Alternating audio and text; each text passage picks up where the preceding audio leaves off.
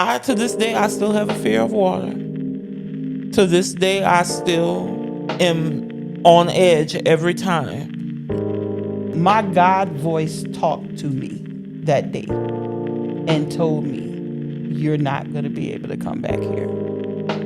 I looked up and there was a whole bunch of birds filling the sky, flying over the house. They was flying north. I was trying to talk to the counselor and she told me, okay, you got to get over this. It's time for you to get over Katrina.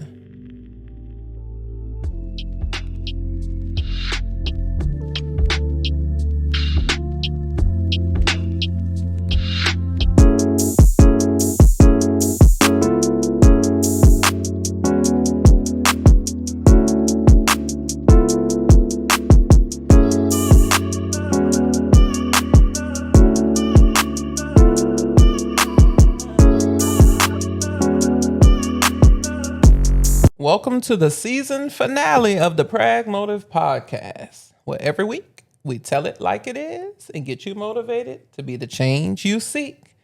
It's your boy Trey. And Steph. It's Cameron. And this is episode 16. And today's theme is Hurricane Katrina, 20 years later. So today's show is going to be a little different, guys, because like we mentioned last week, this week we are taking you through our experience with Katrina from beginning to end.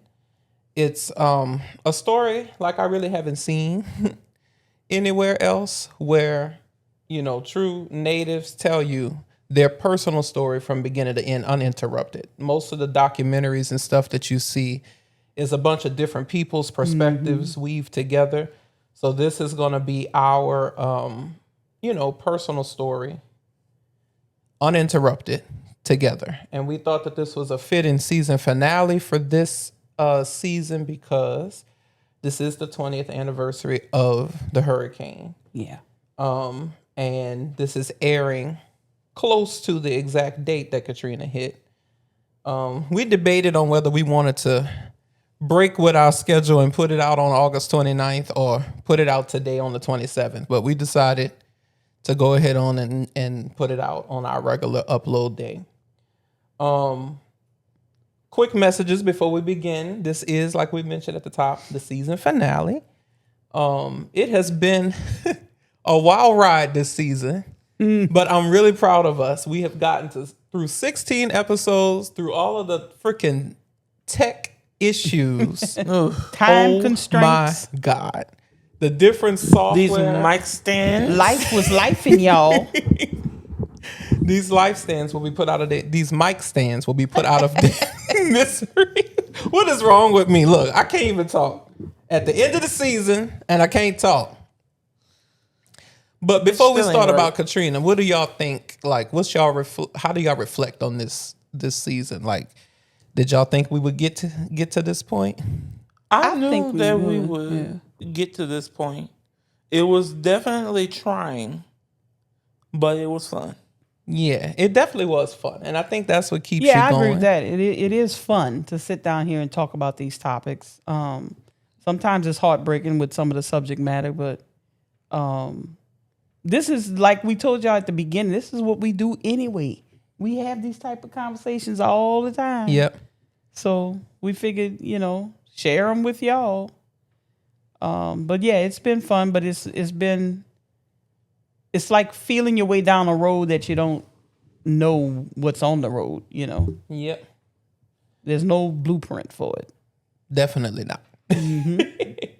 You can't Google this because what you Google and what they tell you is not what happens. Right. Okay, so we figured how we would do this is to start from the top and just tell y'all about, what life was like as we found out about the storm and kind of just drop y'all into what things was like for us. So we're going to pick up and we're going to start with August 23rd. So just describing where we was at that time. So for me, which I guess I'll go first, huh? Yeah, you can go first. So for me, I was 11 years old and I was in the middle of a huge transition. So this was my first year of middle school, and I had just transitioned to a new school, and I was transitioning out of elementary school into middle school. So what that meant for me is I was in a private elementary school, Catholic elementary school, and I was going to a private middle and high school. So this was a hard transition for me because in elementary school, you had one teacher, and that teacher taught you all your subjects. So I wasn't used to switching classes or doing none of that stuff. Now, this school, my dad was very excited about me going here. I know you was too, but I know he was just like extra excited. Yeah, he was extra. I mean, we had done our due diligence on, of course, we are Catholic, and we knew we wanted our children educated Catholic, just like I had been, and we had done our due diligence on the different schools that we could have sent our boys to, and we chose the one that we felt was best for them.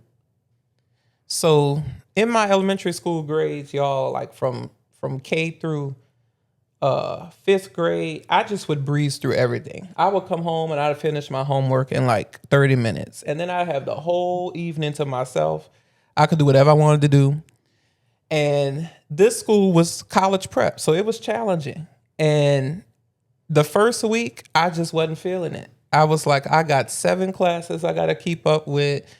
They giving me homework in all of these classes. I got to transition classes, and I'm responsible for making it there on time. And one class is across the campus, and it just was a lot of adjustment. Was the block schedule hard? The block schedule was very difficult for me at first when I didn't understand it. Mm-hmm. Now, later on in the story, when we get to the end of it, I really appreciated it. And it has set me up for success even in my adult life. And what we mean by that is the school that I was going to, we had rotating classes. We had 4 periods per day on a 7-period rotating schedule. So you would see just 4 classes a day, but they were hour and 30-minute classes. So when I first went there, that was hard for me. So the first day, like whatever you have first on day 1 is the class you have last on day 2. So when I first went there, I was like, okay, well, whatever we have today, I don't have tomorrow. So the first day of school, I got homework. And I didn't do that homework when I went home because I was like, that's too much to do. I'm used to finishing my homework in 30 minutes. And then the next day, I got there and they was like, oh, it's time to go to A period. And I was like, what? Wait. I thought, we don't see the same classes. And they was like, no, it's the first one you see last the next day. And I didn't do my English homework. Ooh. So the very first week, I got my first ever detention in school because I didn't do my homework. And I did not want to tell mom and daddy that I got a detention. So that the end of the first week, I hated my new school.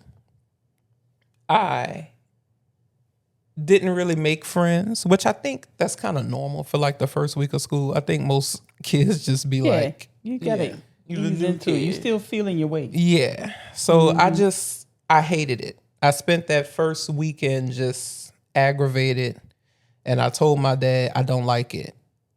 I don't want to go here anymore. And he was just devastated because he always would listen to what we wanted, but he would try to bring us back around to still do what he wanted us to do.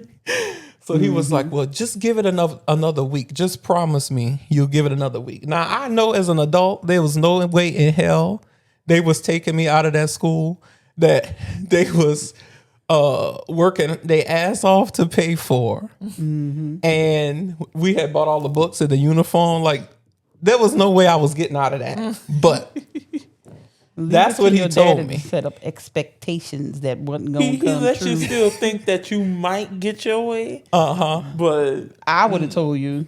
Yeah, you just would have told me, boy, if you don't get out of here, you better deal where you with gonna it. go? So he actually told me we could look at the other schools in the area and oh, come on. There's no way. After you paid all of that money to get in and pay the tuition and so wasn't gonna happen. He told me give it one more week. So I listened to him and I was like, all right, my dad said give it one more week. I'm going to give it one more week. So I started that Monday and I actually had a good day that Monday. So this is the week before Katrina. This is probably the 22nd. Yeah. So that whole week actually went good. I made some friends. I was getting used to the schedule because there was a lot of things that I was doing wrong. Like I had told Cameron this off camera, y'all, last week, and he just had his famous crash out about it. But I was walking across the field one day and my name tag was crooked because my backpack had made it crooked. And the dean of discipline stopped me and he told me, straighten up your name tag. That means you're out of uniform. So I could get a detention for this. You could drum your fingers if you want, bro. So then the next day, I would have got a detention. And this was the first week of school. This was the first week of school this happened. So this was part of the reason why I was saying I hated it. The second day, I was walking across and my shoestrings was untied. And I got fussed at for that. That third day, I was frantically trying to figure out what this schedule was because they would say, well, you got first, second, and third, and fourth period, but that's also the alphabets that rotate. So I'm like, what the hell is this? And I'm trying to ask people and they rushing to get to their class, so they not helping. And I knew. You got fussed at for your shoestrings being untied or for your name tag. I got fussed at when I was in high school for my knee socks had fallen down as I walked from the bus stop to the school and got inside the door. What say you? Was out of if uniform. I tried to go, like if there was like a challenge where I would have to go back and do school again and go through this kind of shit, I would have cursed the teacher out. Yeah, and you would have got expelled. And then you would have really got in trouble. I ended up not being able to go to this school. I wanted to, but that's the kind of shit that would have pissed me off. Luckily, around this time, you I would have learned 4, how to conform. So, trust me. Yeah, and trust me, y'all. We're gonna get into the Katrina. I just want to set up what I was going through at this time in my life, so that it really sets up the impact of how the storm affected me and why. So, that third day, I just couldn't figure out what class to go to. So I had to go to the office. And they told you that if you lost your schedule, you had to pay a nickel to get a new schedule.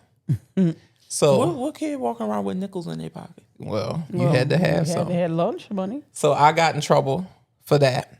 And I had to pay a nickel. And the principal was like, we're not going to keep reprinting these schedules. So I walk out of there with my schedule. And then I remember I got to straighten up my name tag. And I straightened up my name tag and I said, what is this in my pocket? And it was my schedule. So that's the kind of shit that was happening. And then Friday of that first week, because I know I skipped to Monday, but let's go back to that Friday before that Monday. I was walking up. I was on the 4th floor. And as I was walking up the four flights of stairs, my bag was slowly unzipping. I got up to the 4th floor with about 50 seconds to spare before the bell rung. And all my books fell out my bag down to the 1st floor. Because they had those type of stairs that, the stairs weren't closed off. They was open in the middle. Trying to be fucking fancy. No, that's just how they built buildings back then. We had them same kind of stairs. Oh, Lord. Mm-hmm. So I ended up having to go pick up all my books, then walk across the field to the admin building, and then back in the office, and the principal like, again? So that's why that first week I was like, I'm not having it. But the second week was better. I made friends. I got hang of the schedule. I was doing good in my classes. And by that Friday, August 26th, I was in love with the school. In your groove. And I was in my groove. I was enjoying my classes. So that's my story leading up to it. So contrast that. Of course, I was working. At the time, I was working in banking. And I had 3 branches I was actually working in investment services for a bank. Mm-hmm. And I had 3 branches uptown. Mm-hmm. And it was just a typical day that whole week was just a typical week. I would see clients. I would work with the bankers that I was supervising. I would go have appointments, go to lunch, come take y'all to school, pick y'all up. Mm-hmm. And it was just regular. We knew that the storm was out there, but we weren't worried about it on the 23rd, like that Tuesday, Wednesday, or Thursday, because it was hurricane season. It was the beginning of hurricane season. And that hole was supposed to turn. Well, not really the beginning, but we didn't. They didn't say it was coming. We weren't really worried about. Okay, we got a tropical storm out there. It's going to Florida. And for context, in my lifetime, I remember the first hurricane that we ever evacuated from was George in, I don't know what year. What year was that? 98, 99? Yeah, somewhere in there. And then I was really young for that. And then we went from 98 or 99 to 2002. And then we had a tropical storm, which we don't evacuate for those. So that was like bad weather, high wind, but we didn't even lose power for that one. There was a lot of rain with that. I remember our street flooded a little bit. Mm-hmm. And then they had Lily that came right after Isidore. I don't know how you remember all that. I don't know either. But Lily came, it didn't hit the city. We had just weather from it, but it went to the west of us. Mm-hmm. And then after 2002, we didn't have no more hurricanes until 2004. And Hurricane Ivan threatened. I don't really know where Ivan went. It didn't hit New Orleans, but it caused evacuation, voluntary evacuation. Yeah. So we evacuated for Ivan, and that was 2004. So 2005, we was like, okay, we evacuated last year. The storm didn't come. We used to tropical storms. So when they say tropical storm, we wasn't worried. Right. They said tropical storm Cindy. That bitch came in July. And that was like one of the most intense things I ever went through. I remember being up in the middle of the night, and at our house, we never really lost power. At my grandmother's house, she would lose power way more frequently than we did, but it still was very rare to lose power. Mm-hmm. And that's another thing about today's day and age. It's like everything is not the same. Like you lose power at the drop of a hat now, when back then, a power outage was rare. Mm-hmm. In fact, as kids, we used to be like, is the lights gonna go off? Don't know why. Because you just wouldn't be used to it. And if the power went out at school, that was the best thing ever. So Cindy was really bad. And they came back afterward and they was like, well, maybe it was a Cat 1. It was Cat 1. So Cindy was 1 month before Katrina. So we had already been through this, but we just wasn't expecting it to be bad. Because they said it wasn't coming. Yep. That's what they were saying all week. So remember how I told y'all this is a college prep school? So over the summer, we were supposed to do summer reading. And my parents kept asking me, did you read the books? Did you read the books? Did you read the book? And I was like, yeah, I'm going to read the book. Yeah, I'm reading the book. I didn't read the book. So there was 2 books I had to read. And I'm sitting there in class. This was Friday, August 26th. And the English teacher comes down and she calls on me. And she's like, well, she asked the class, how many of you did the summer reading? Raise your hands. So everybody raising their hand, kind of like this. And then she's like, okay. And she points to me. You're going to give us the book report bright and early Monday morning on both of the books. And I'm like, why? All of the blood must have drained out of your face. And I'm sure she could see it because I don't hide Teachers shit got well. a sixth sense for that. They That's probably why she called on me. Oh, he She not could paying probably say, attention, so I'm gonna put him on the He spot. didn't read the books. So when I left Friday, it was, like I said, I had a good week at school, but I was like, my weekend is going to be hell because I have gotta to read read two books. two freaking books that I should have read over the summer. And normally my mom would pick me up because I was really feeling like I was growing up, because my dad would normally bring us to school when we was going to the other school.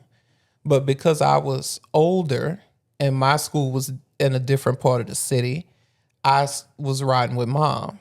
So, and I would go sit with you, I guess for about an hour for the After rest school. of, after school. And I would do my homework at the bank and stuff. So, that Friday, my dad picked me up and he brought me home. And that was the first time I had a Hubert pie. The Friday before Katrina, Cameron. So They don't know what Hubert pie is. It's a staple for New Orleans, just like that and those the Big Shot soda and the Zapp's potato chip. and the cheese. I want an oyster po' boy with a big shot and a Hubert pie and Zapp's potato chip. and the Snowball. That's another a staple. Okay, now we got to go get a Snowball. All right, so what you was doing on Nah, that's Friday the Milk 26th? Because when I left school, there was no talk about Katrina. Everybody was expected to come back Monday morning. Well, by that Friday, they had started talking about it was coming. Okay. They had told us, and I had to go around to each one of my branches and make sure it was like ready. I was just checking on them and to see, what they was making sure the files, if they had any files there weren't any files on the floor, but just making sure the files were secure, and if I could put them up to do like product, because I was an investment representative.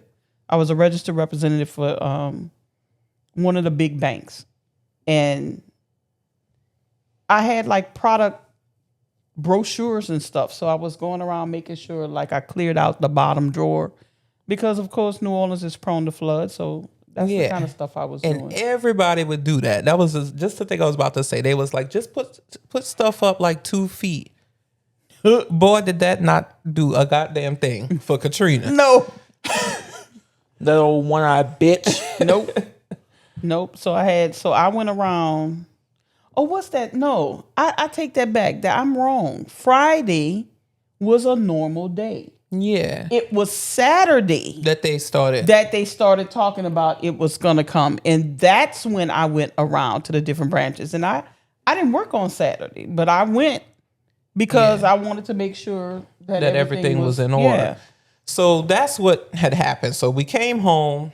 My dad he was a youth football coach. And he had this big event that he had to do Friday and Saturday morning. I think he was giving away school supplies or something. Well, we had to do that. He had to do that too, but he also had the football thing. So he was like, y'all are part of the youth group too. Y'all have to go give away the school supplies. Now, I was trying to get out of it, y'all, to the best of my ability. And why was I trying to get out of it? Because I needed to read them damn books. But I couldn't tell him, I can't do this weekend. Because I have to read the books I told you that I read already. And I was trying to get mama to sell him. We couldn't go. Well, I was already telling him. You already didn't want to go. No. But he made us all go. So we had to go across the river, which is an important part of this story as we get to the latter part. Across the river means the West Bank of New Orleans. New Orleans spans both sides of the Mississippi River. So we had to go across the river from the East Bank to the West Bank. And I knew that was going to take all day, all morning Saturday. So I brought the books with me in the car, but I get car sick, so I can't really read while we was in the car. So we went, we did the back to school bash, we gave away school supplies and all of that stuff. And then we was on the way back. And we just noticed, I told Mom, I said, why all them people at the gas station? And you was like, I don't know. And then you turned around and got in the line behind them. That is a thing in the South, y'all.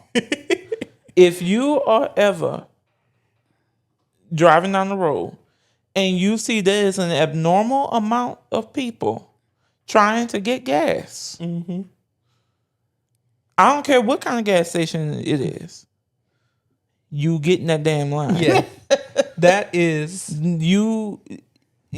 You have to get in the line because that means that some shit is going down. Right. Where everybody is like, okay, I need gas. Yeah. Get in that line. That's like black people when we see somebody running. We're not asking you what's going on. What y'all running for? We just gonna start running with you. I'm running with you. So we was in the line and I think you turned on the radio or something and they was saying Katrina is headed for New Orleans. And we was like, what? I thought Katrina went to Florida. I might be remembering wrong, but somehow I remember being, or maybe I was just annoyed because I didn't want to be over there doing what we had to do. So do y'all remember whether or not we knew? We didn't know when we went. So it wasn't until we saw the people in line we turned the radio on, because I never listened to the radio, y'all. I always had my own music on. Yeah.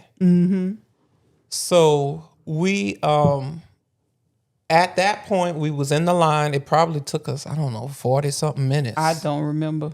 To get gas. And then... I think that's part of my trauma response. I think that's when the branch managers had started to call you. Or maybe your boss called you and told you had to go look at the branches. No, it was the managers. Okay. Yeah. So at that point, we got back on the East Bank. Then Mom started going around to the cities, and we went to the bank. The branches. Yeah, I'm sorry. We went to the branches in the city, and then she went while she was at the bank, and she got some money out, and then we went to my grandmother's house. And this is where we spent most of the rest of the afternoon, and we was helping her prepare her house because her house was in a part of the city that was known to flood. Yeah. And she had flooded how many times before then? Like at least 3 times, huh? She flooded during Betsy. Oh yeah. So she was having me go around and we raised everything up at least 2 feet off the floor. Pick up your shoes. That's something we would do. 2 feet ain't did shit. Well, wait. When I was growing up, we did something that we know now does not work. We put masking tape on the windows. Our neighbors around here now do that. So in case the wind blew the windows out, the shards of glass, like that was really going to stop it, but we thought it would, and that's what we did. We put masking tape on the windows. That's like our neighbors. It sounds so silly now, but they got it's this something big, beautiful ass house and tape extra across their window. You should have asked them. Y'all from New Orleans? So that's how we spent that Saturday. Yeah, and trying to figure out like what we was gonna do.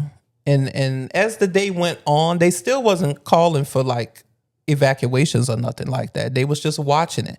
So this was new to us because normally with hurricanes, you would have a 3 to 4 day lead time. So for all of this to be happening within the span of hours, it was really jarring. So we went back home after we was helping my grandmother get stuff together, and now we was packing, and Mom told us to get 3 outfits and put them in our suitcases and get our homework and stuff. And I was like, when the hell am I going to read this book? Yeah. And it's crazy how I don't remember none of this. When you were young. Yeah, you was like 4. You was 3 or 4. Yeah. Yeah. He'd already made, you had just made 4. Yeah. So you don't remember that, but I told y'all to pack, and we were trying to pick stuff up off the floor, and we ended up getting some cinder blocks out the yard and putting the sofa on the cinder blocks, and well, actually, I think we didn't have time to do that for Katrina. We did that for Ivan. oh, okay. Yeah. See, I'm conflating all this stuff, but I do know that I was frantically, because when they said it was coming, I went into not frantic mode, but it was urgent mode. And I just started, I knew my God voice talked to me that day and told me, you're not going to be able to come back here. And that's why I packed all my work clothes, took my work laptop, took all my work files. And I had never seen you do that for a hurricane, because we always would treat these evacuations like a mini vacation. Yeah. We would just be gone for 3 or 4 days, and then we come back. But this time I could really sense that it was different. Yeah, it really was. And like I said, my God voice talked to me. And that's why I packed way more stuff than I would have. That poor little car was was stuffed. And we'll get to that part later in the video of what I had to do, once we landed where it was that we landed. But I was so grateful that I had gotten that tap on the shoulder from God to say, bring your stuff, because you're going to need it. Yeah. So, mind you, my dad, he was very high up where he was coaching. So he was still having this event. And this was their big time event that they do every year. I forget what it was called, but he was not at home until Sunday morning, because he was out all day Friday, all day Saturday.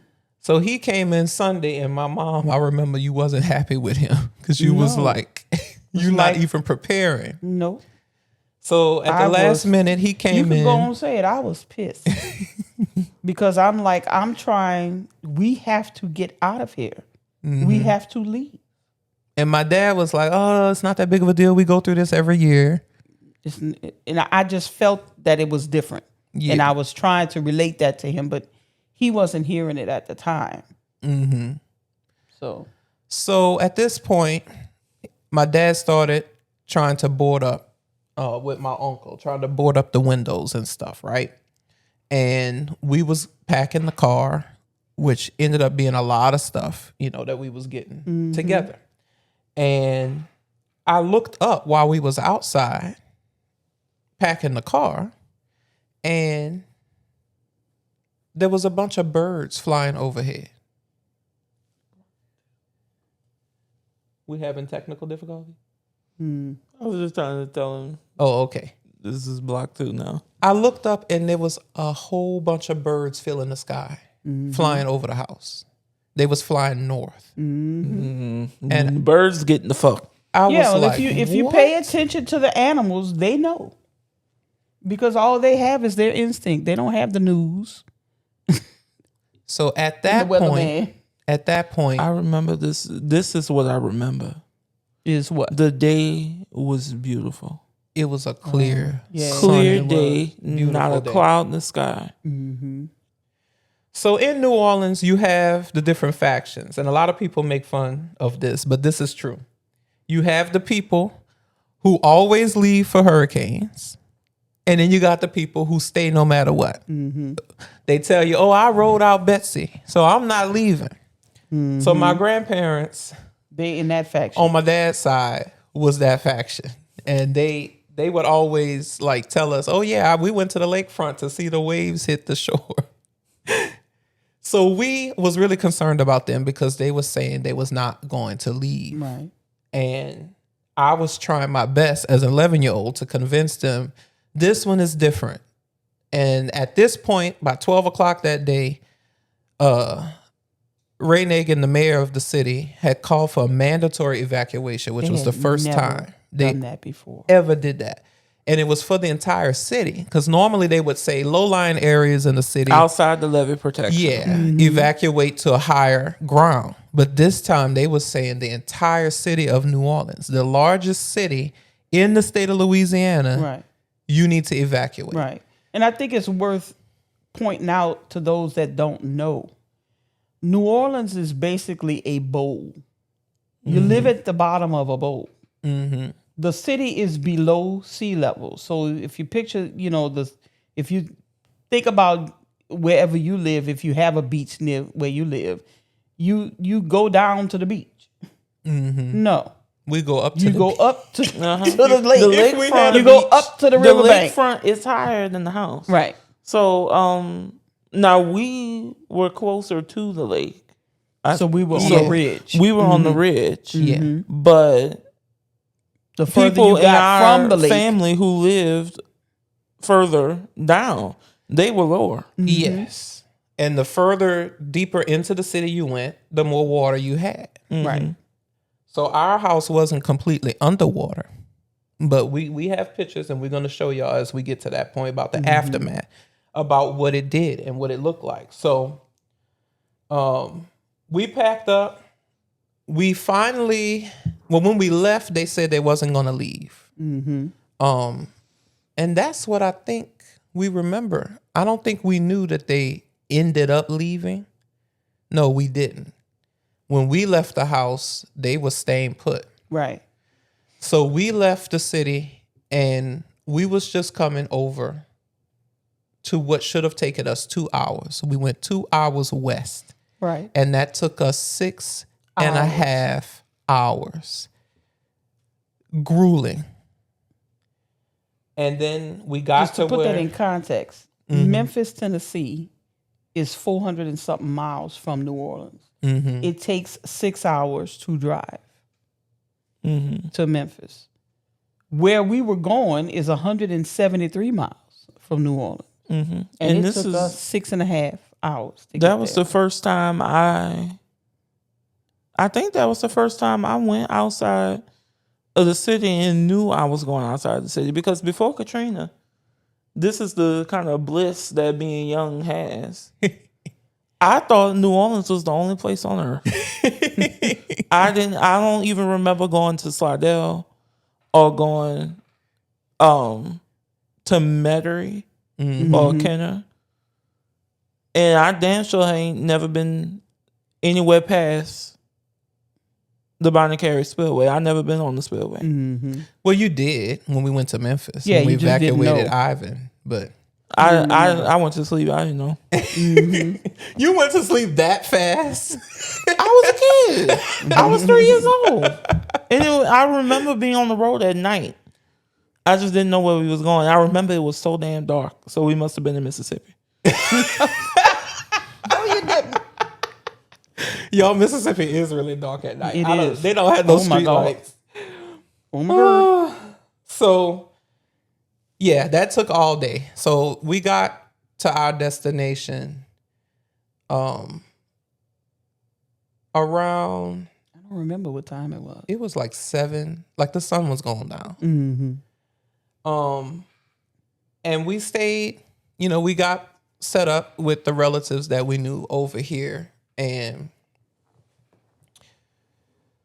I'm trying to remember what else we did that night. That was all a blur. So Just then the tried to next get day, settled.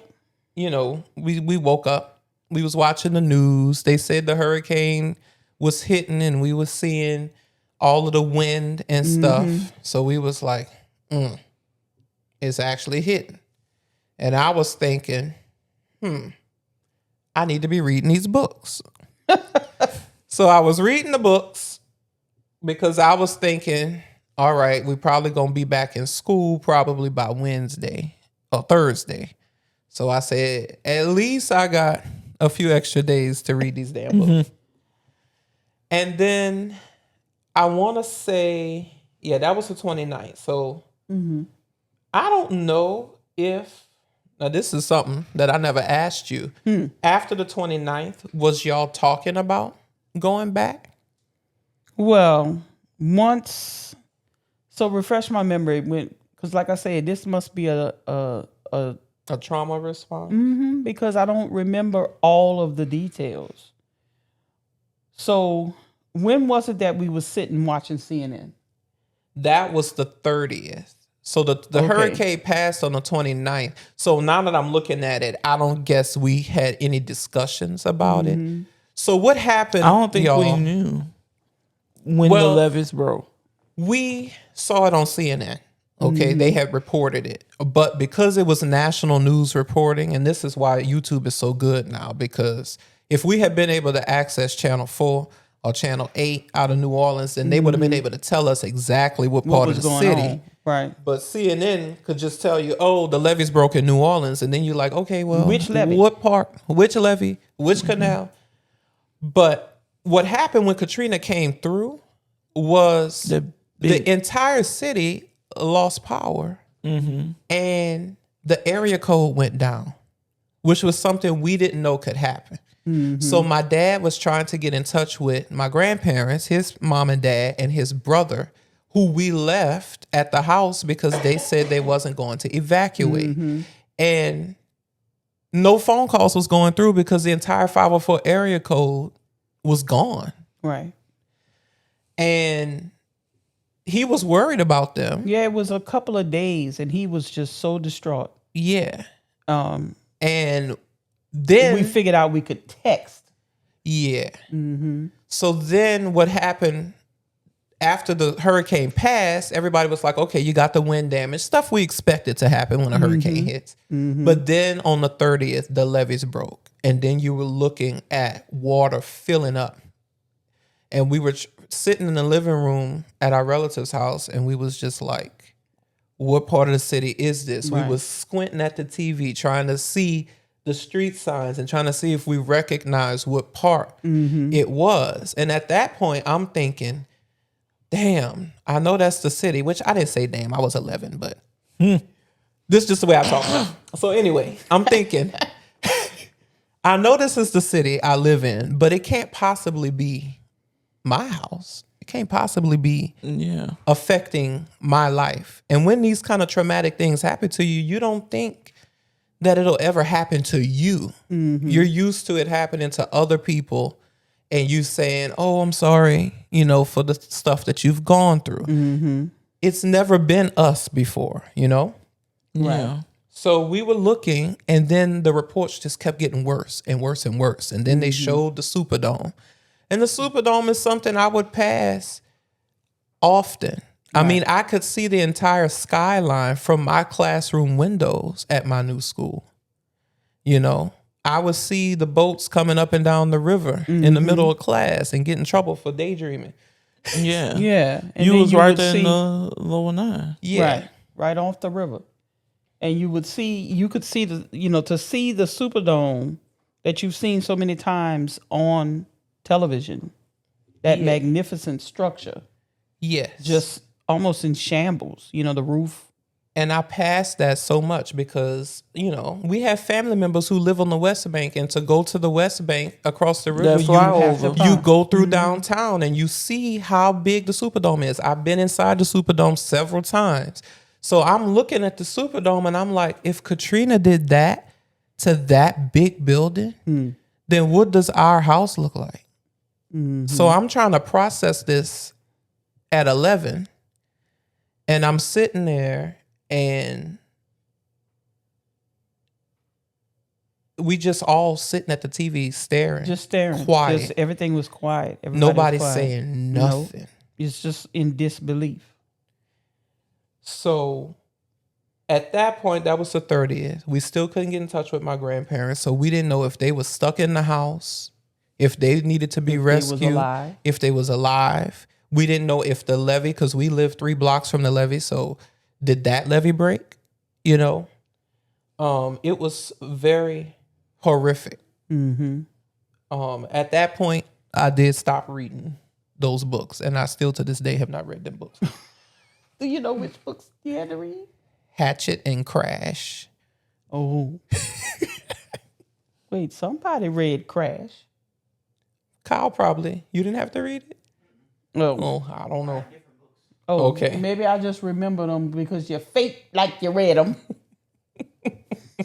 And no, y'all, I normally wasn't that bad. I wasn't bad at all, but That's something I would have did. I know. Yeah, we know. I was channeling your energy, but I was like this. I was like, how dare they co-opt my summer vacation and tell me I gotta do schoolwork? This is my time.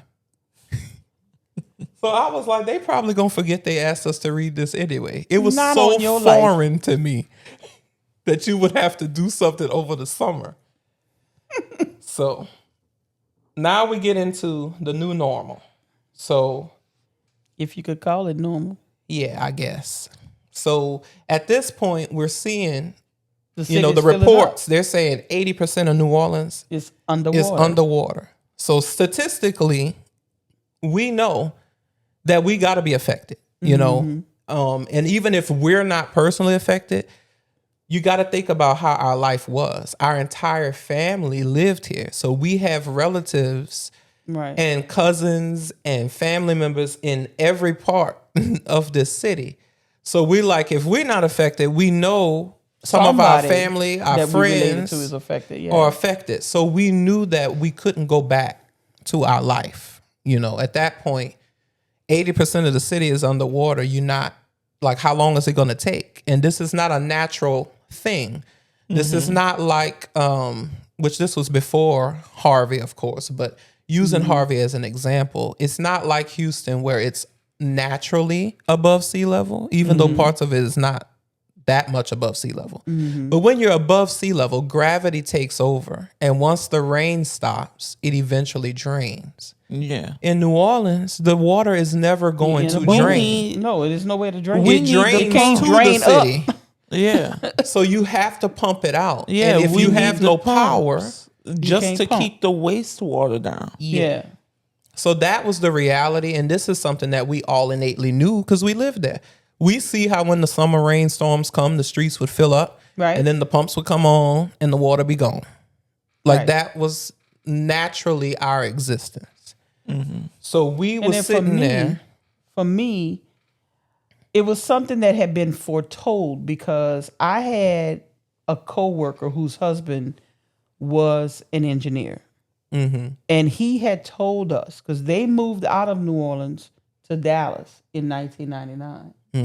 And that was one of the reasons that he moved his family. He said, and he had told us, he said, if a hurricane, if New Orleans ever takes a direct hit, there's going to be major loss of life and flooding because those levees will not hold.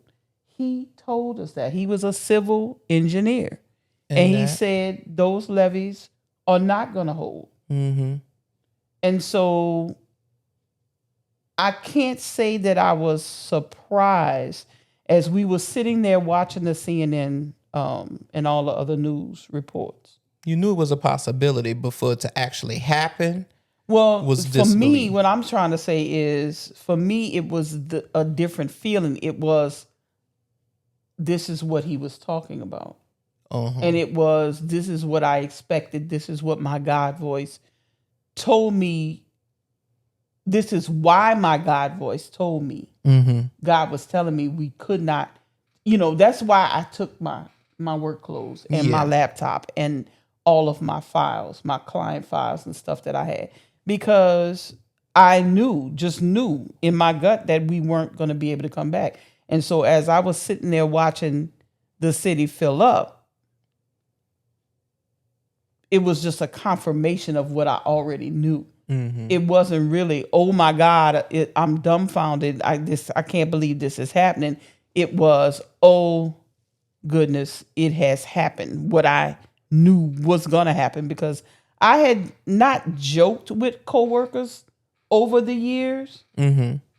But I think even earlier that year, I had told them, well, if a hurricane, if a Cat 5 hurricane or whatever ever hits New Orleans, I'm not coming back. And I told them that. I'm not coming back, because I said there's going to be nothing to come back to, because I had worked with that coworker whose husband had told me that the levees were not going to hold, because the Army Corps of Engineers did not build those levees the way they should have been built. And so Katrina was most definitely a man-made disaster, catastrophe, because Katrina, by the time it really came ashore, it was not a 5. It was a category 1 by the time it got to the city. Yeah, the wind By the time it got to the and city. stuff. Yeah. Right. So you had basically a category 1 storm failed levees that should have stood up to stood up to that. What I believe happened was when it was a 5 in the Gulf, it still was pushing it the was water. pushing the water. So it Yes. still had Cat 5 water strain on the levees, but still, And I think the levee by our house got overtopped. I'm sure It did. And that's why our house ended up Yeah. with water. Now I've heard, some friends who lived further east than us, who lived like past Reed Boulevard, like right past Reed, or maybe 2 or 3 blocks.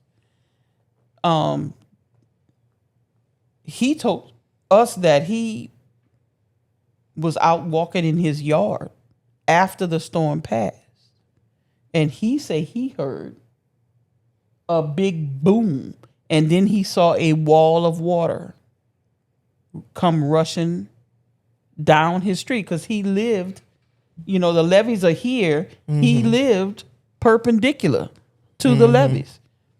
So he said all he had time to do was get his family in the attic before the water just engulfed their house. Yeah.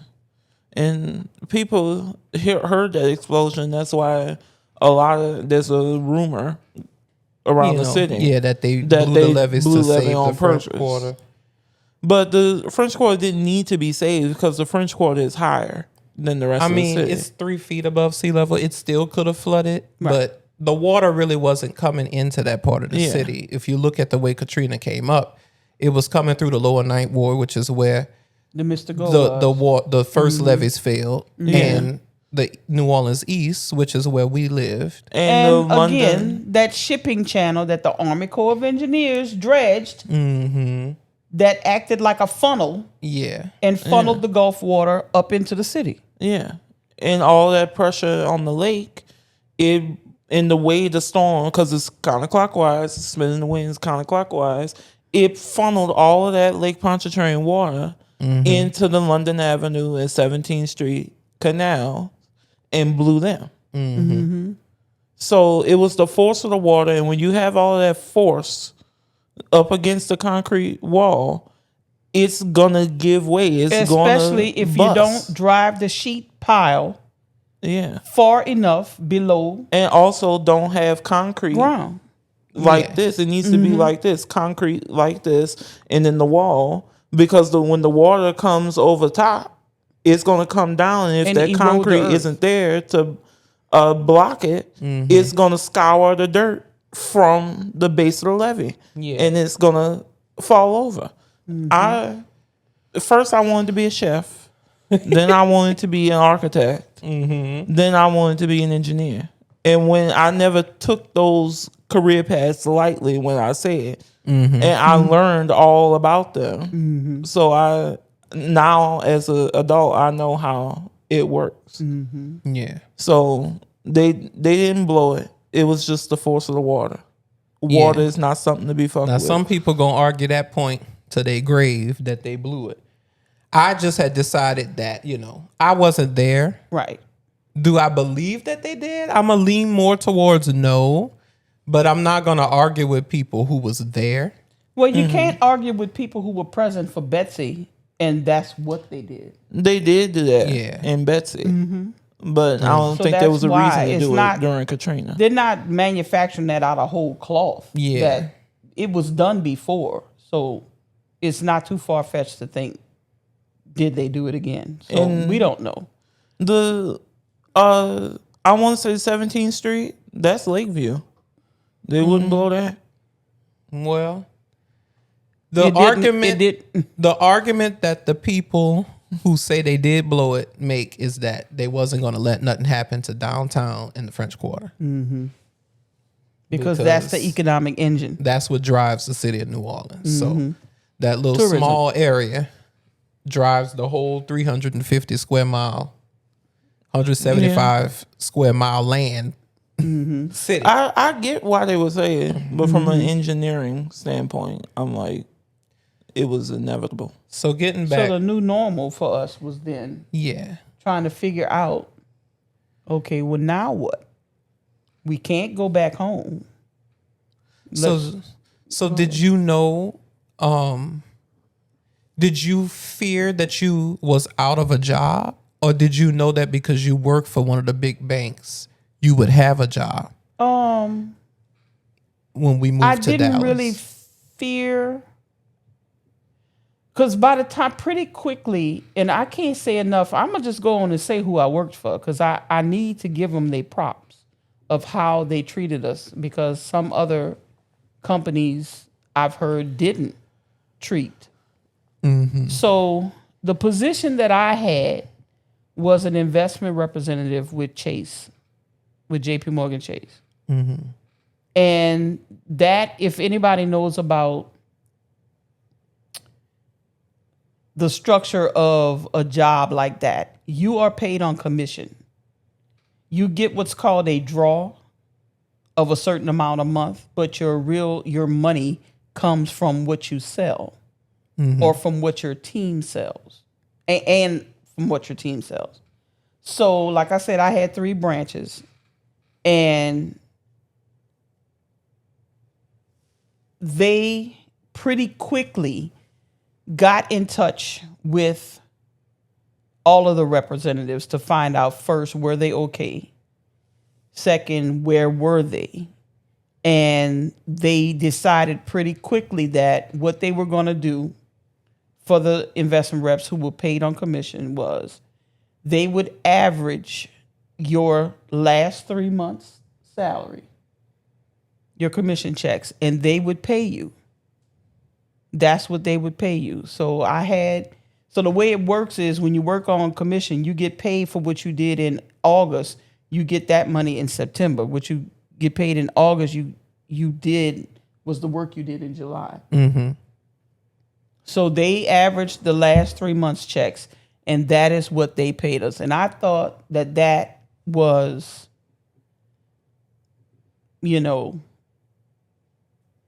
very humane of them. Yeah, because they didn't have to. They could have just said, "Oh, well, you're not working, you don't get paid." But they didn't do that. And if they had done that to us, we would there's no not way survived. we would have survived. Yeah. So because it took me, and we'll talk about this, but I had to make some decisions, because as we were figuring out what we wanted to do or what we could do, we knew we could not go back to New Orleans. It was underwater. So then now what do I do? So I was thankful. And that is what allowed us to move our family to, because your daddy, he was out of a job. Yeah. So we wouldn't have survived had Chase not done that. So I was, we don't usually like to say who we worked for or where we lived or whatever, but I'm saying it. Chase did right by their employees, and they found other positions for them. Yeah. So when we, you and Dad decided to go to Dallas, at that point, he finally was able to hear from my uncle that they had, at the last minute, decided to evacuate. Well, we didn't make Metairie. the decision to go to Dallas right at that point. It was a total, I think, of 4 days before we heard anything from them. And then when we did get them on text, we told them to come to Opelousas, and they ended up coming. And it was shortly after that we decided to go, because we looked for places where we could, put our family in the city where we ran to, but it wasn't going to work. Yeah. So Dallas is somewhere that we were actively trying to move, and we were familiar with the area that we ended up going to. So that's why we made the decision to go. So through text message, my dad finally was able to confirm that my grandparents and my uncle was alive. They had evacuated just to the next parish over from Orleans to Metairie, which is still New Orleans Metro. So that really, to me, doesn't count as evacuating, but that saved their They left lives. home. Yeah. And got to where the levee somehow didn't break. Yeah, And up on the third floor apartment, yeah. But they was in floodwater, y'all. So they did have to go through about 2.5 feet of water to get out. And they ended up meeting us where we were over here in Acadiana. So at that point, they decided to follow us to Dallas. And we went to Dallas, and we was going out there to start a new life. Right. And at this point, as you could imagine, 11-year-old, speaking for myself, I was having a mix of emotions. I was very sad that my whole life I knew was gone. It felt like a death. And I had experienced death in our family, even at that young age before. But this was something different. It was like a different kind of hurt, because in your mind, just think about where you are right now. Like when you finish watching this video or listening to us, wherever you're listening, you might get in your car and go to your grocery store, or you might go for a drive around your city. Just imagine if all of that was taken away, if you was just picked up and thrown into a whole different environment, not by your choosing, not for you to be, for you to think about and choose, well, I'm going to move to this new city. You wasn't ready for this. Like, this is happening less than a week after everything happened. Right. So a week ago, you was in your normal. And now Worry about everything is reading gone. books And that now you you're should have trying read to a long find a time new ago. normal, right? Yeah. So we was on the highway. We got to Dallas. We ended up I in was a 5 years hotel. old. Or 4 years old. I didn't know what was going on. I didn't know that New Orleans was underwater and that we couldn't go home. Oh, I didn't realize that. Oh, Karen. so what did you think? We was just on vacation? Yeah. And then I was like, oh, okay. What we doing? Because I was like, it's been a while.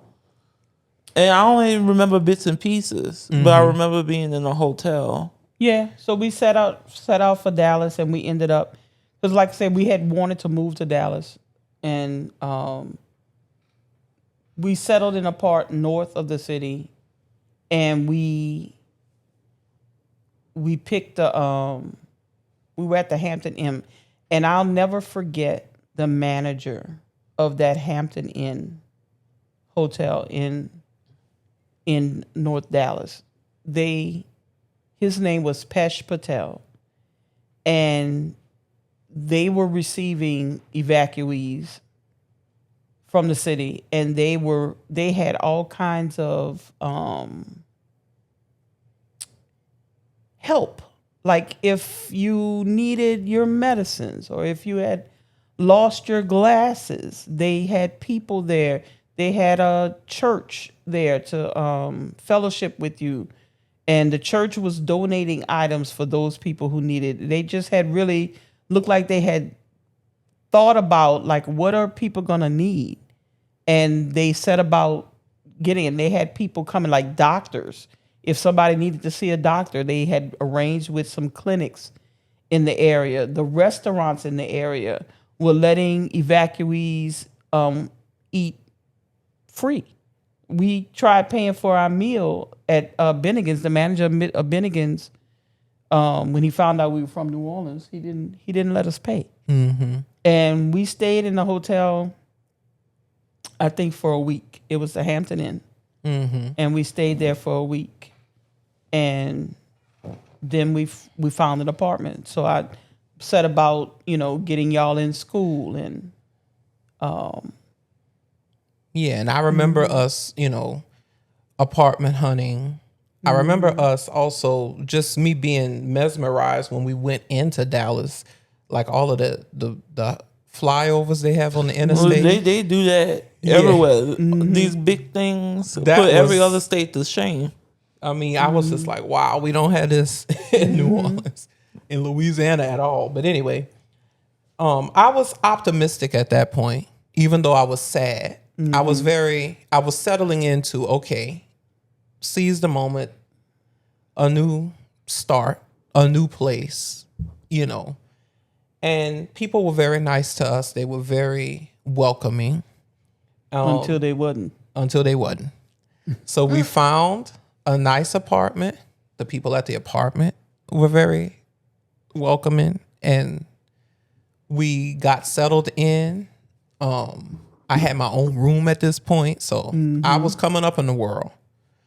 And then we realized our evenings were spent going to Walmart and Target trying to outfit the new house and getting towels and sheets and utensils and pots and plates and oh my goodness. Just imagine not having nothing.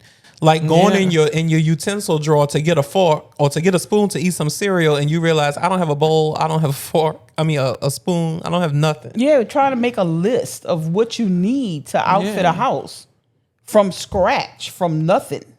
Okay, like you rented this apartment, now you need a bed, you need beds, plural. You need a place to put your clothes. And I remember we was on an air mattress for a while.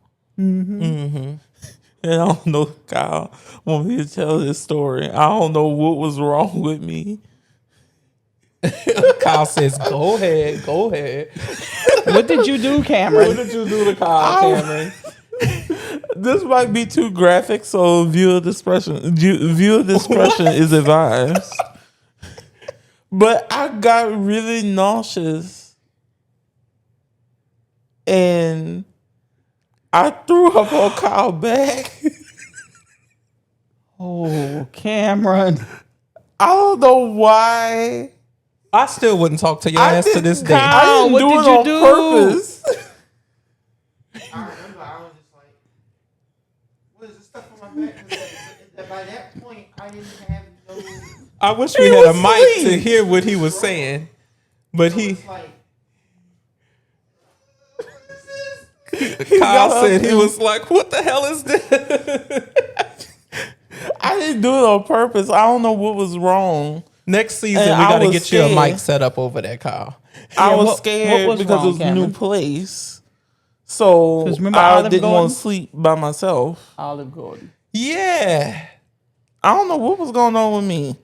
Cameron sat there and ate like, I don't know, 5 freaking mints while we was waiting at Olive Mints Garden, and y'all. bread. That's what I was eating. Them damn bread And this sticks. boy just started chucking all the shit up at the table, and all the people in the restaurant was like, and we just sitting there, and Mama was looking just like this. Oh my God. Mama was gonna put you up for adoption. So I I don't just remember. wanted It to was fade into the carpet and disappear.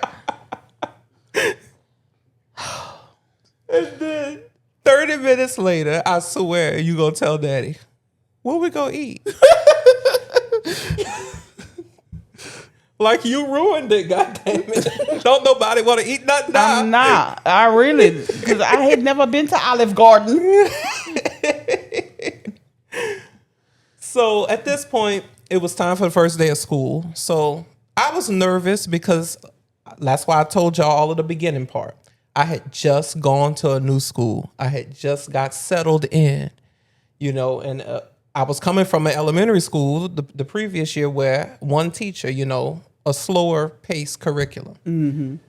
So I go to this new school and I find out there's no uniforms here.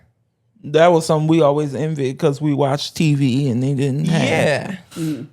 I don't have to Yeah, worry that was the about other thing. We had to go buy school clothes.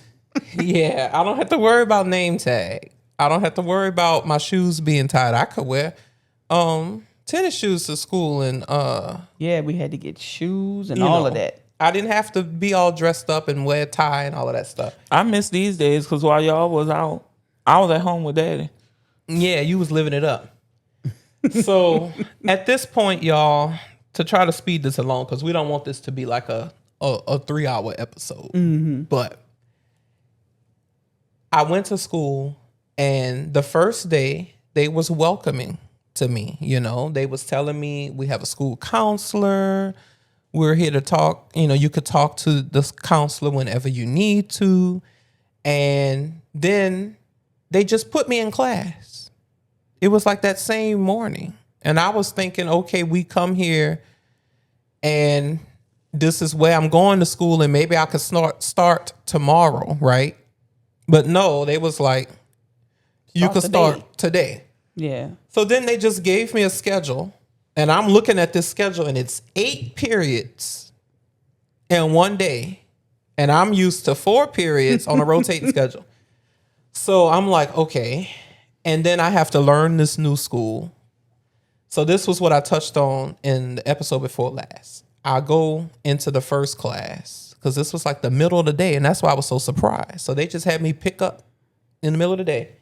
And I go into this first class, and the teacher she just yells at me, "Get out of here." And I'm like, what? You with the backpack, get out of here. And she was just frantic. And I'm like, what? And she just puts me in the hallway. And I'm just sitting there. Why couldn't she just say, young man, you're not supposed to have a backpack in here? I could see that you're new. So she had to know you was new. Yeah. She hadn't seen you before, dumb bitch. As an adult, I'm like, why didn't the administration tell her, this is our new student. He's from New Orleans. You was new. You hadn't been in a damn class before. Maybe she didn't, the way they ran that damn school. But anyway, this is what she did to me. So I'm out in the hallway, never having been in trouble besides not doing my homework and getting that first detention, which the teacher told me I could tell you're a good student. She was like, but you got to do your homework. Rules is rules. And I was fine with that because I knew I didn't do my homework. But this time I didn't do nothing wrong. And now I'm in this new place in this new school yet again. This is the 3rd week of school for this season. And I'm in another new school. And this is how they treat me. And no one explained to me what I did wrong until I had to wait for the 40-minute class to be over. And then some kids came out and they was like, you know, she was mad because you can't have a backpack in school. You know she was mad. Bitch, how the fuck I'm supposed to know? Did you tell somebody?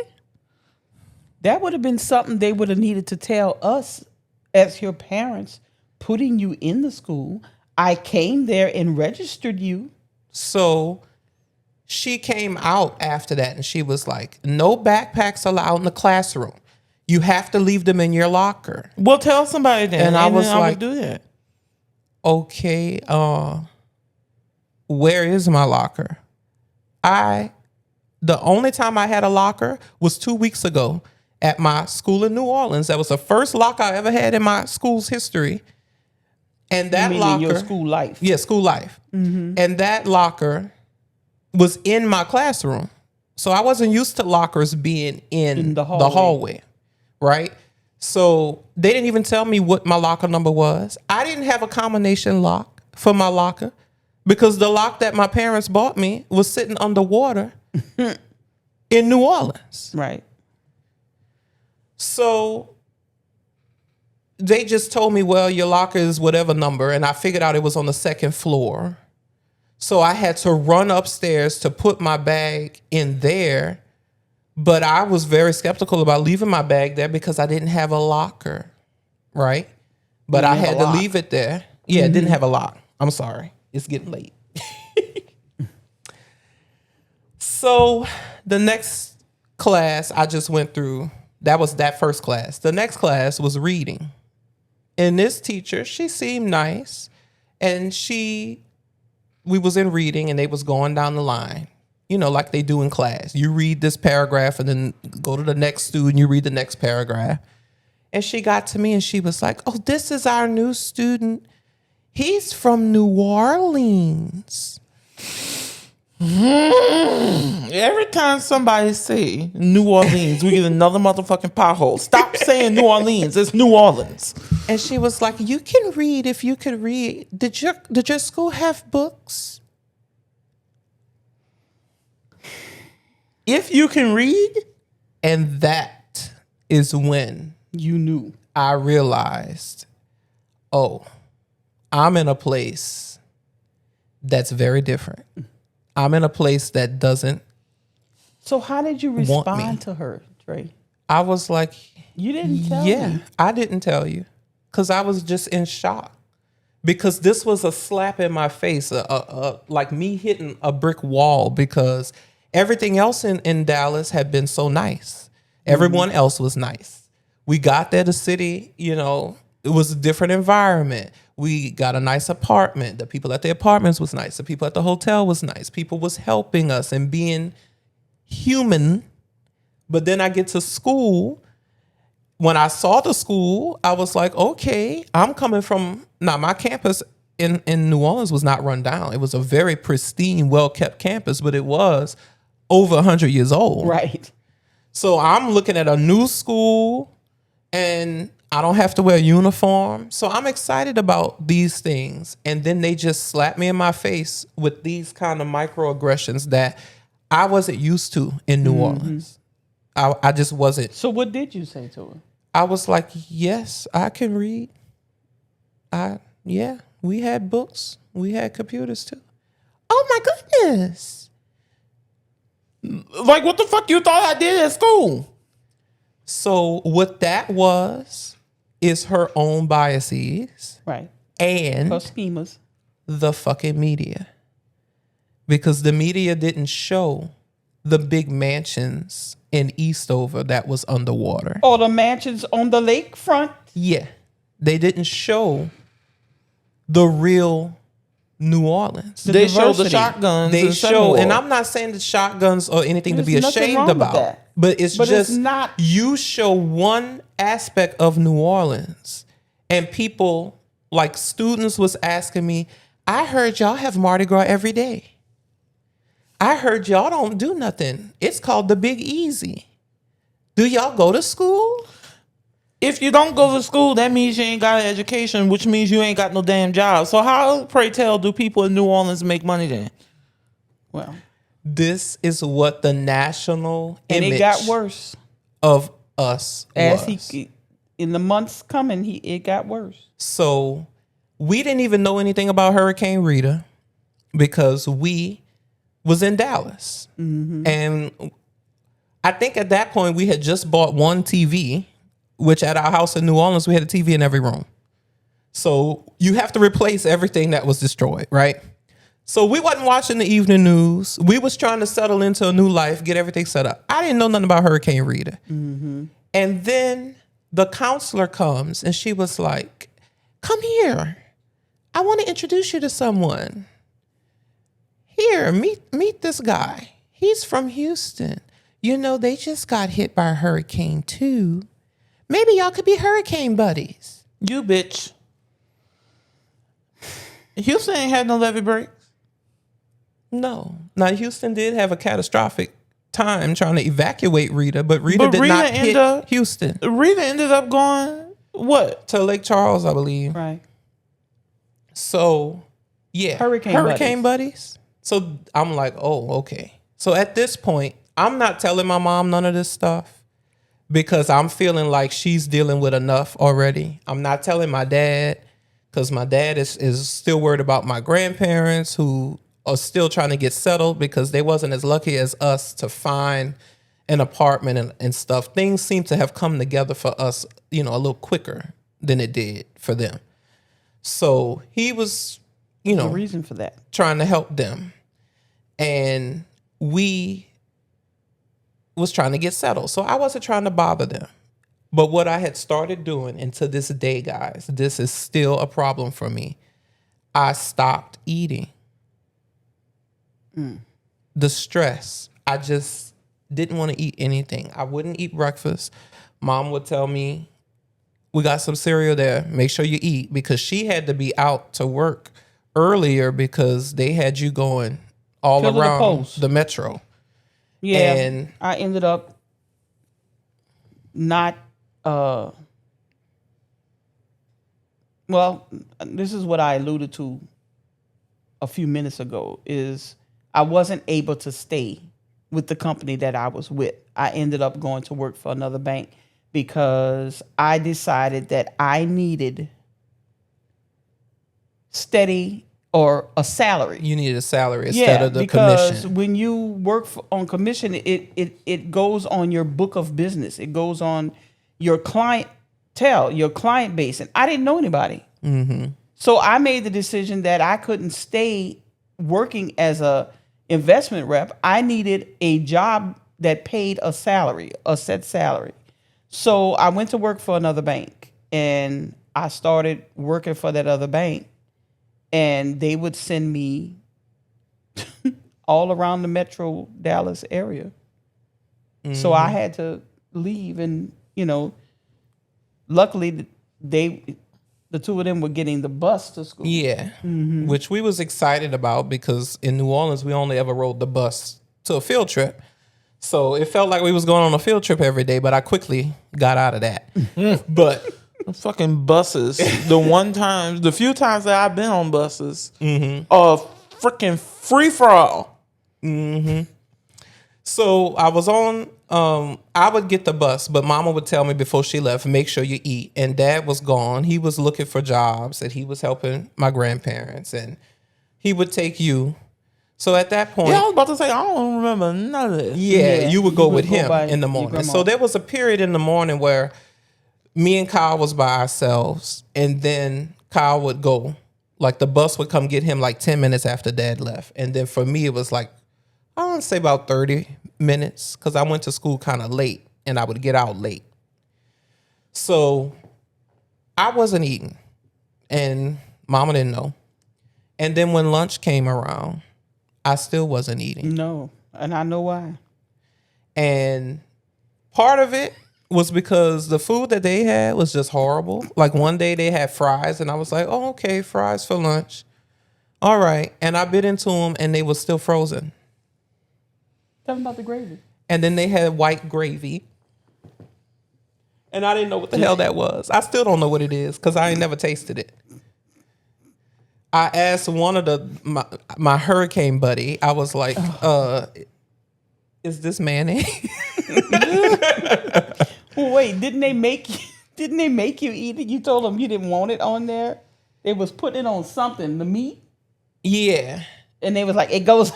Yeah, It I was like, comes with well, it. hold the gravy. Because it was like a fried, I guess it was fried pork chop. Chicken or fried something. steak, probably. Yeah. And I was like, oh, no gravy for me. It goes on there. You gotta do extra work to put the shit on there. That's what I was saying. So So Well, I don't maybe want it on there. I'm giving you a break by telling you not to put the shit on there. You know what? So I wasn't eating. And then we would come home, and we would have to go to Target. We would have to go to Now Walmart. I feel bad Why? because I was eating Chipotle and leftover salt grass and.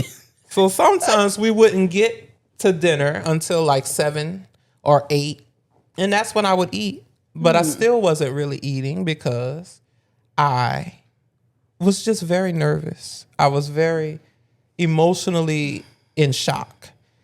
And, now. Yeah, it's like the shock of it had worn off and you were trying to settle into a routine, but that routine was not your routine. And then you were getting these microaggressions, and then the reality that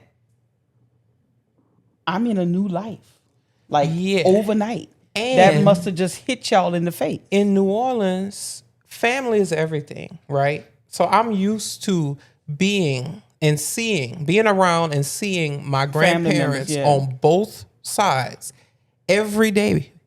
Mm-hmm. I'm used to seeing my parents coming to pick me up from school. And we will see our aunts and our cousins. Yeah. Mm-hmm. So to not see We my didn't even know how they was mom, doing. to not see my parents until My dad would be home around 5:00. I would get home from school around 4:30. And Well, where was your daddy? I don't know where he was. Alrighty then. Well, shit. Okay. So It's not that. But I mean, he didn't have a job he didn't have a job at that point. Interviews every day. Yeah. So he must have been with your uncle. Yeah, they was probably doing whatever they was doing. So anyway, I wasn't used to not seeing them. And then I couldn't see my grandparents. So my whole routine was messed up, and I was by myself with these new people, and then they had started not treating me right. So it was more microaggressions like that at school. I would find myself in class just busting out crying for no reason because one thing would remind me of you. Katrina. Like I was walking down the hall and somebody was at the water fountain and I saw the water and I just started crying. So my geography teacher the first day, she was like, it's okay. You could step out in the hall. You could go to the counselor if you need to. And I would go to the counselor and talk to her and then go back to class. And then Was the counselor helpful? at first she was. And then the next week I started crying again. And the teacher, she told me, you have to stop disrupting class. You can't keep doing this. Like at this point, New Orleans is still underwater. Exactly. The water didn't drain till October. Yep. And I can't go home. So I My remember house still this, fucked up, bitch. I remember this vividly, right? And I'm gonna tell you why they didn't have sympathy, because they was seeing that we're black and we're in this mostly white area, in an area that they probably, they was very happy to be in. It was an affluent area. And they were probably like, well, y'all should just be thankful that you're here. Why would you ever miss New Orleans or New Orleans? I'm sorry. So, And of course, your undermelanated ass with no motherfucking culture wouldn't miss a city if something happened to it. If an EF5 tornado tore a trench right down the middle of Dallas, you wouldn't give a shit. I mean, they think they wouldn't, but they would. They would. They definitely would. So I remember this. It was October 2nd. The city, I think the water had just drained and they was just starting to open it up for like contractors and stuff. And I was trying to talk to the counselor and she told me, okay, you got to get over this. It's time for you to get over Katrina. That was months ago. I was about to Ethically, say the I word that my wish mama you told me that knew she her didn't want name. me to say. Because I would have reported her. I wish you had told me. She would have got reported to the ethics board because you don't do that. To an 11-year-old. I mean, I, at this point, still didn't really know what was going on with the city. And I didn't know, and we're going to tell you in the next segment. But after I saw what happened to New Orleans, to this day, I still have a fear of water. To this day, I still am on edge every time. Even though I'm not even in New Orleans anymore. I'm still on edge every time a storm is coming. Yeah. And So- the next time I had to evacuate for a major storm after Katrina was 2020 with Laura and Delta. And that brought back all of those memories. And had me all the extra entire way fucked up. Well, that During wasn't that actually time. the next time we had to evacuate because we had moved back to the city and we had Gustav. But you probably don't remember that because you was a kid. But Yeah. to all, if I could talk to those school administration people, those teachers, that person who calls themselves a counselor, fuck all y'all for what y'all did at both of them schools, for what y'all did to my sons. Because you were supposed to be advocates and you're supposed to be nurturing and empathetic, and you were none of that. Yeah. You were none of that. So to speed this up a little bit, long story short, they kept doing things like that to me. I started getting migraines, and I had to go to the doctor for that, and they were debilitating. The school did not believe me. They wasn't trying to help me through it. They were trying to fail you. Yeah. They were succeeding in that. I also am very sensitive to ragweed, which is very prevalent in Dallas. So my asthma just went off the charts. Yep. I had never been that sick before in my life. And I'm sorry, but didn't they tell you something like, well, maybe if you wouldn't be at Walmart and Target?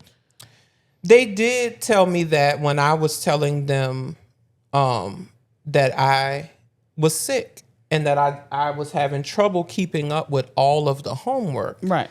And they were telling me, they told mama, if we wouldn't be at Walmart and Target, he tells me y'all are at Walmart and Target and that's why he can't do his homework.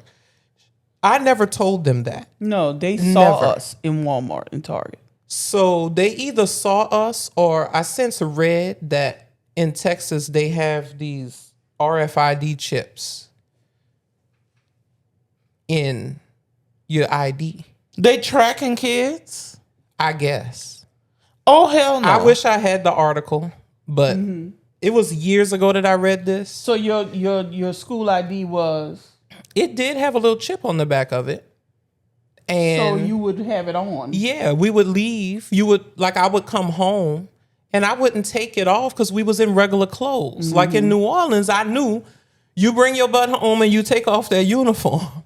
But since I was in regular clothes in Dallas, I didn't change my clothes and I really wouldn't take my ID off. It would be around my neck. And we would just go. And plus, we also found out that they were giving him more homework or more makeup homework than they were giving the other. Yeah, I forgot about that because my hurricane buddy, he would be in school and he would tell me, no, all we had for homework was one worksheet. But when I would ask for the makeup work, it was 5 worksheets. Right. You bitches. It's really hard for me not to put this motherfucking school on blast because I know exactly who you bitches are. Just know I'm doing you a fucking favor, bitch. Louisville Independent School District was not kind or helpful to my family. So there, I said it. Fuck all y'all. So that ended up being just devastating to us. My health, me basically being allergic to that area. My mental health out there, me feeling like they just didn't want me there, which they didn't want us in that area. No. And all of that just made us have to move back. So we were out there for what? 10 months? 10 months. And then we moved back to New Orleans. But before that, we went and we did view the city. We did go back. Yes. Yeah. So let me not skip over that. So the first time we went back, here's some of the photos of what the city looked like. That's a Save-A-Lot store that in the East that me and my grandfather used to frequent. That's something that I remember fondly because I was young, so I was with them all day and I would be going places with my grandfather. And to see it like that really devastated me. And y'all didn't really let us go back. The first time I went back was in November because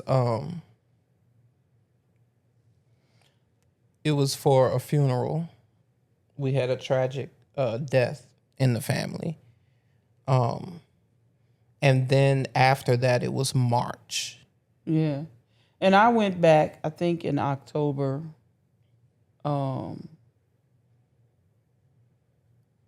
Yeah, I think we did. We did go back in October, and that was when.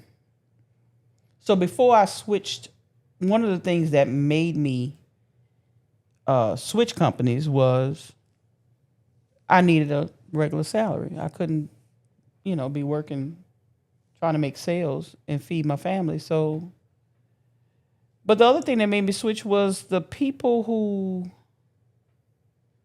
I mean, y'all aren't the only ones that had some microaggression from people in your midst. Mm-hmm. One of the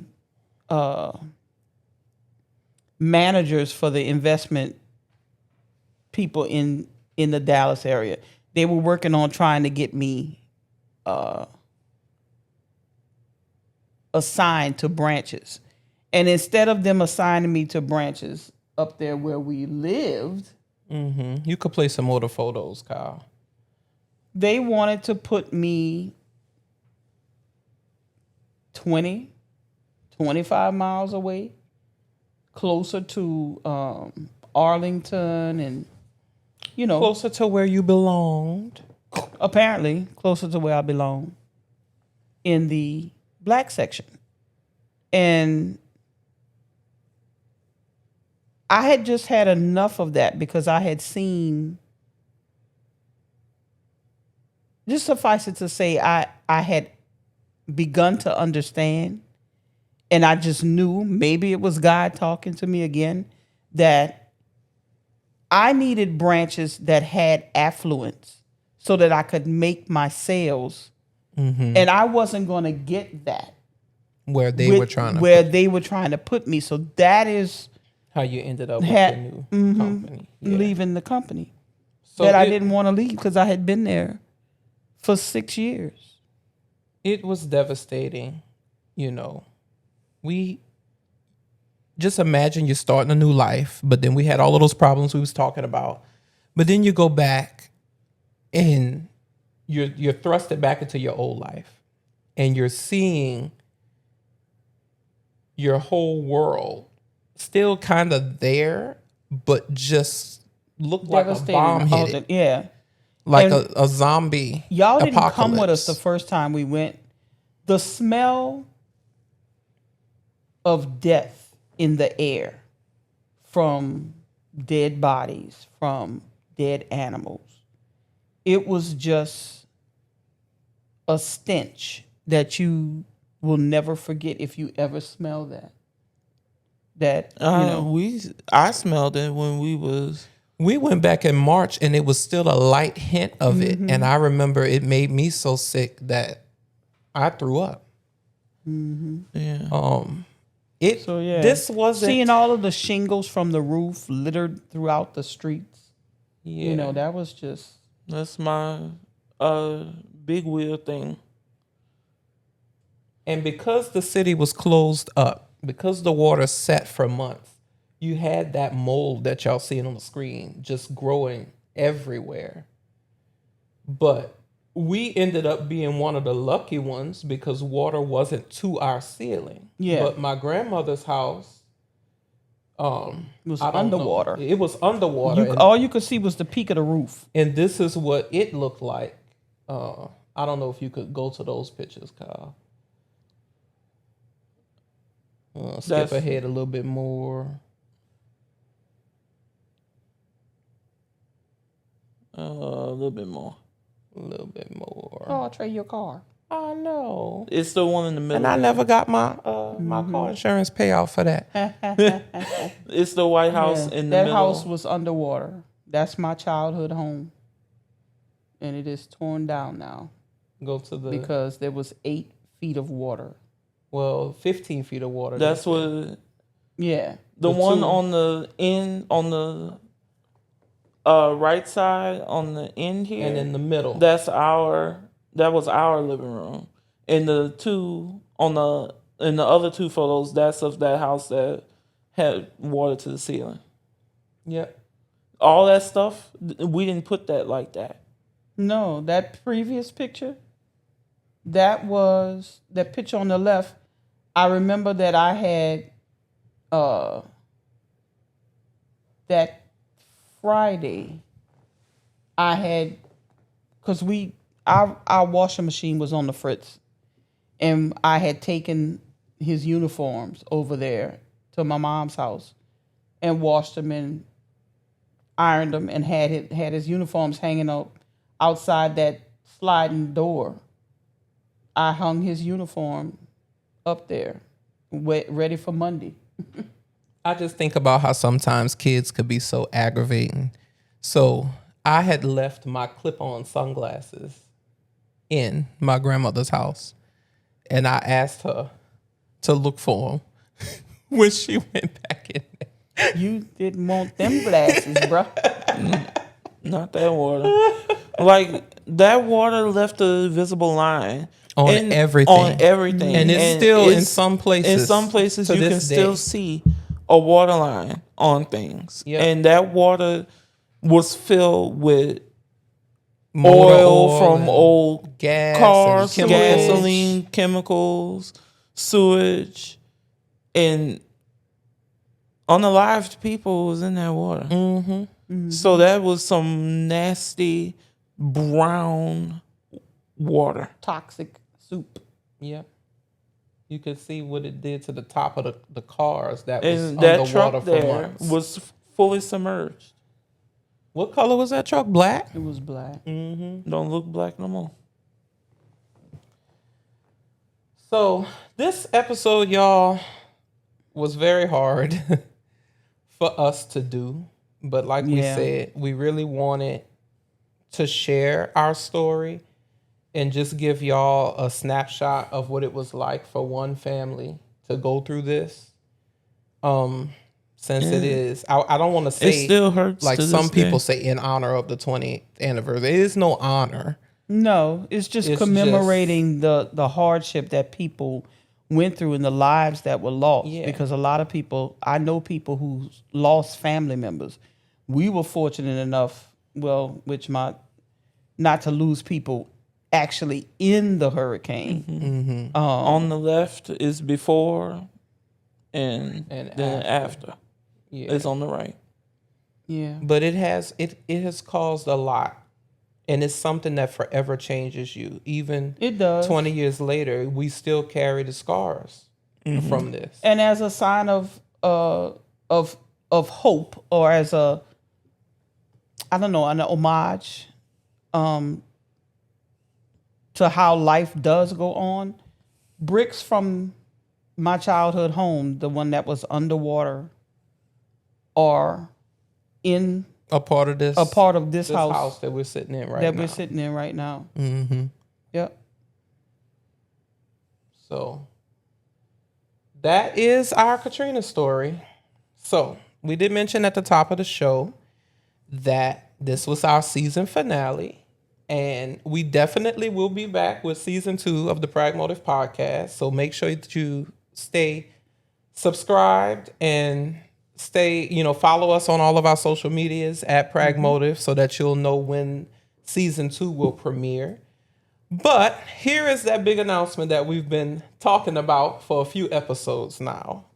Behind the scenes, we've been working on transitioning Pragmotiv into something that could give you more up-to-date news quicker and in a shorter form than just this long, 2-hour podcast. So we are happy to say that we will be launching Pragmotiv News very soon.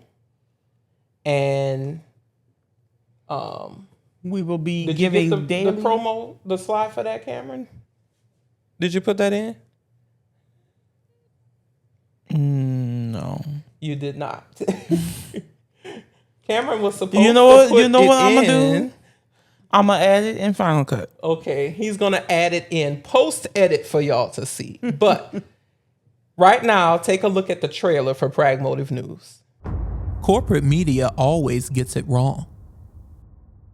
MSNBC shaking up their lineup, canceling liberal firebrand Joy Reid's primetime show, The Readout. The Republican Party has made it clear they're not mad at the whole Nazi thing. After 17 years at CNN, I would have thought that someone in management would have had the decency to tell me directly. At no time was I ever given any indication that I would not be able to continue to do the work I have loved at the network. and entirely misses the point. It's quite embarrassing, actually. I mean, Gavin Newsom, I mean, have you seen what he's doing online? And it's like, just take a deep breath.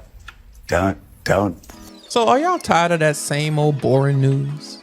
Well, news doesn't have to be boring or come with that corporate spin. At Pragmotiv News, we connect the dots between politics, culture, and power. We slice through the spin and get to the shit that really matters. Pragmotiv News isn't just news, it's the perspective you've been looking for. Bold, progressive, and pragmatic. Plus, we always have to throw in a little motivation because it's in the name. This is Pragmotiv News. No fluff and no filter. Hit that subscribe button or I promise you'll have FOMO.